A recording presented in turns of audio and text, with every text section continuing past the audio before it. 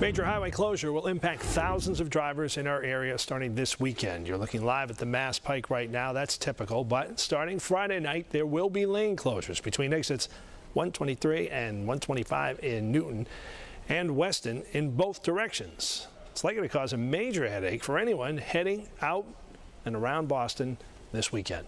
Boston 25 News reporter Ellie Morillo is live along 95 in Newton. Ellie, they want you to be like the Scouts. Be prepared. Yeah, that's right. I actually want you to take in how sweet this traffic flow is right now. It may not be like that for long. Those lane closures and temporary rail shutdowns will be happening on 2 separate weekends. Phase 1, though, starts Friday night at 9 p.m. So if you're on the Mass Pike between exits 123 and 125 or the 95 in Newton and Weston, alternate routes are your best bet.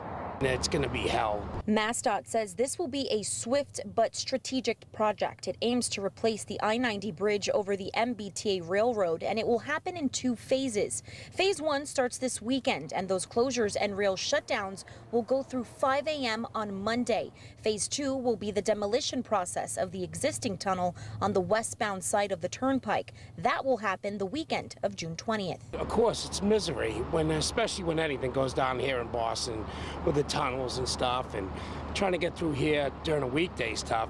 On the weekends, forget it. For commuter rail riders on the Framingham-Worcester line, the MBTA is finalizing 2 key shuttle routes, Framingham to Riverside and West Newton to Kenmore. These will be reliable alternatives during service adjustments. But beware, bus travel and potential traffic on detour routes will likely increase your travel time compared to the train. So there's really a lose-lose situation here when it comes to traffic. Deutsch tells me he owns a travel-based mobility and stretch therapy company, which requires a short window to get to and from each of his clients.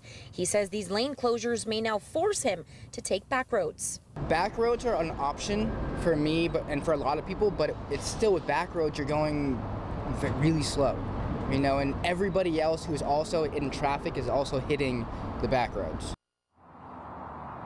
Now, MassDOT says it is working with state and local law enforcement. Drivers are encouraged to make time and have a plan, because if you don't, MassDOT says you could be seeing about a 3-hour delay. You do not want to get stuck for that long. Commuters, make sure that MBTA app is also handy. We're along the 95. I'm Ellie Morillo for your local station, Boston 25 News.